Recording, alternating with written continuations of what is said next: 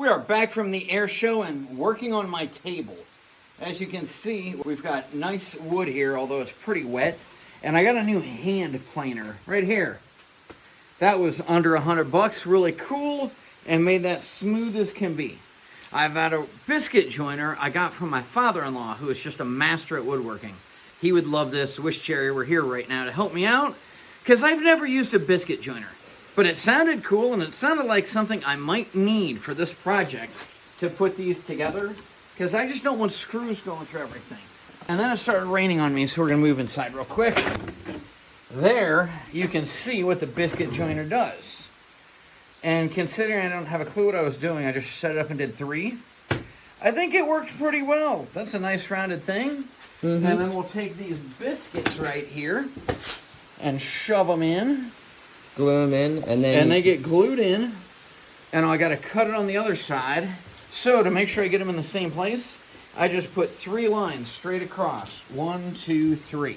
And we'll show you when we're gluing this together. Okay, using a Biscuit Joiner 101.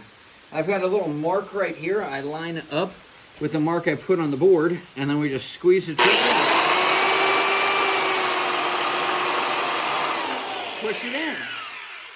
And voila, you can see the cut it made. That's a pretty slick piece of machinery. I can't believe this has been in my basement for a decade and I haven't used it. All right, here's another one.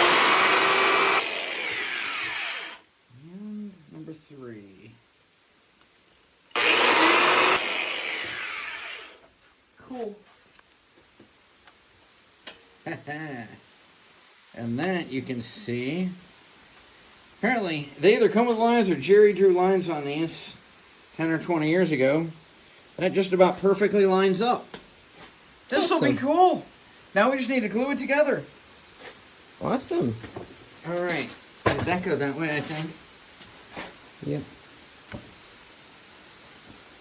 And that just fits together. Awesome. Now we're taking our unileg on each side and cutting it into 2 legs, so it'll look more like that when we get done. Here goes.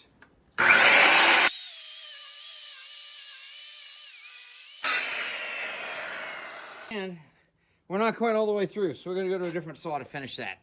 All right. Moving over. As you can see, none of our saws are big enough. Next time I cut a 3-inch, remind me to make it 2.5, so my saws will cut all the way through it. Noted. But this is a disaster right here. So watch what happens. We'll take our new handheld planer, and we're going to make that pretty deep. And then watch this. I love this machine. This thing's awesome.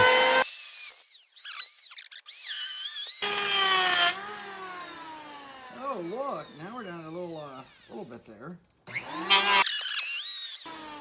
And now we're really close. I just have some saw blades. We're going to adjust the depth back down some and smooth it out.